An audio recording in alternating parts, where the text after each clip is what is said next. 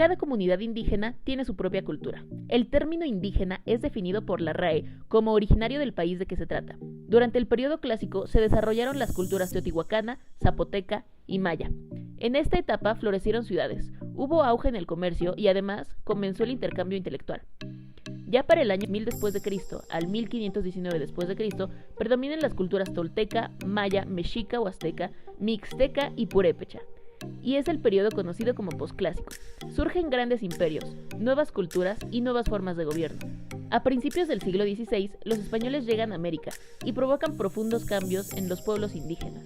En 1521, con ayuda de algunos pueblos indígenas, los españoles conquistan Mesoamérica.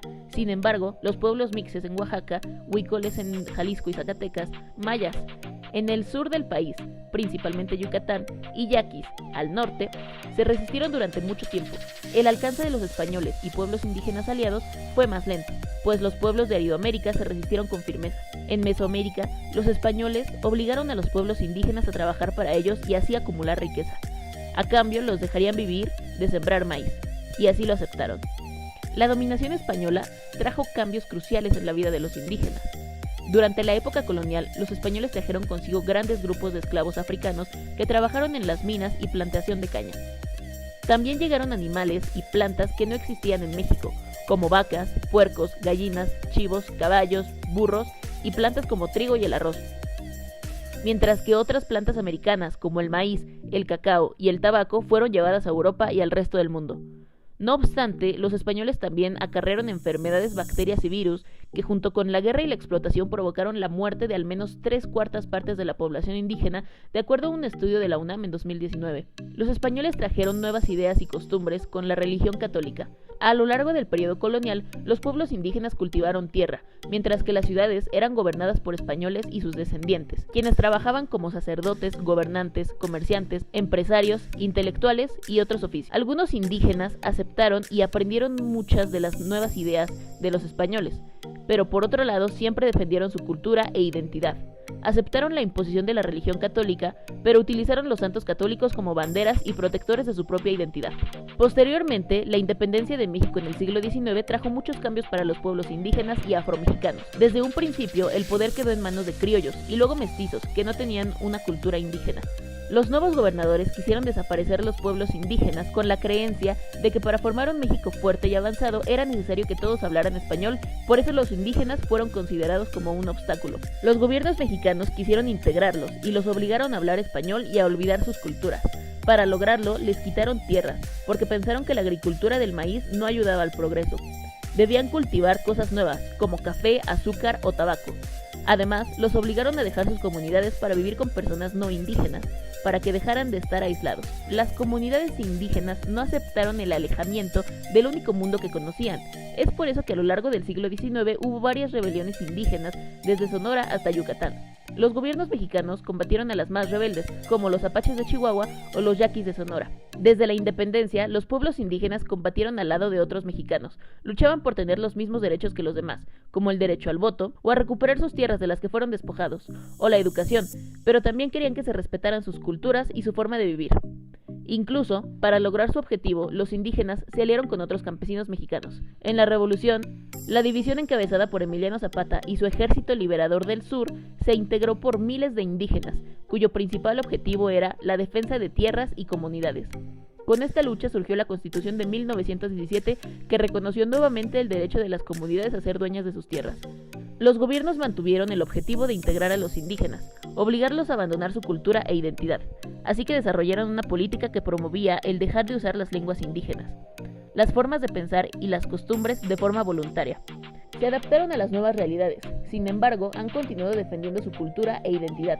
Los pueblos indígenas han sido marginados, pues se desprecia su lengua y su cultura, y no conforme con eso, se les han negado sus derechos y el acceso a los servicios que por ley les corresponden.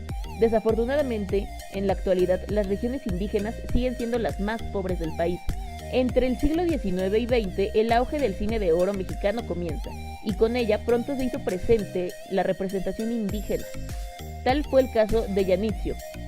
Yanitzio es una historia de amor entre dos indígenas que viven en una comunidad de una isla aislada. en medio del lago Pátzcuaro en el estado de Michoacán. Esta película ocupa el puesto número 86 entre las 100 mejores películas del cine mexicano, y el actor que hace a Sarwen, el protagonista, es Emilio el Indio Fernández, hijo de una madre indígena de Coahuila y quien pronto se convertiría en uno de los directores más famosos de la época del cine de oro mexicano. Esos años fueron un periodo de florecimiento cultural en México, en el que pintores como Diego Rivera y José Clemente Orozco emprendieron una búsqueda al interior a revalorar la riqueza del material disponible para el arte y el estudio de las culturas indígenas de la nación. Hasta ahora, la imagen que se tiene en el cine mexicano del indígena es la de un personaje noble y que está dispuesto a luchar para defender lo que ama. No obstante, en el filme Raíces de 1954 se nos presenta una versión diferente.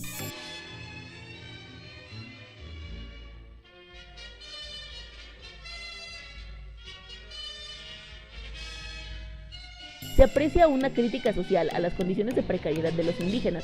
Se confrontan la visión anglosajona y la indígena sobre la apreciación de la belleza. En esta película, el personaje de una mujer llamada Jane, que llega de Estados Unidos para conocer la vida de los originarios, llega a la conclusión de que son unos salvajes.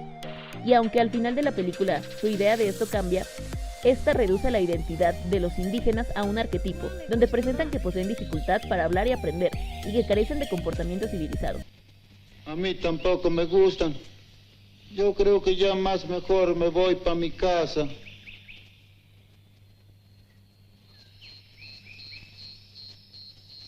¿Y a usted, muchacho? ¿Cuál le gusta más?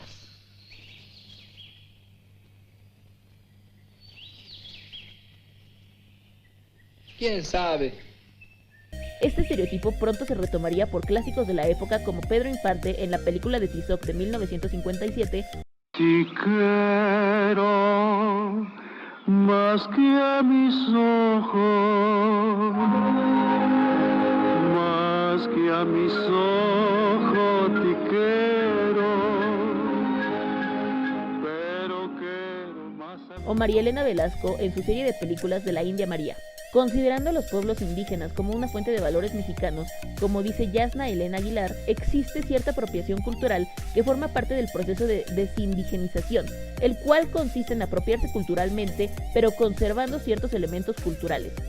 Esto incluso se puede relacionar con la teoría de la clase dominante y las ideas dominantes de Marx y Engels, donde la fuerza intelectual gobernante, en este caso el cine mexicano, controló la distribución de ideas de su tiempo, el arquetipo del indígena. Sin embargo, actualmente la representación del indígena en el cine mexicano se ha transformado de una manera más incluyente.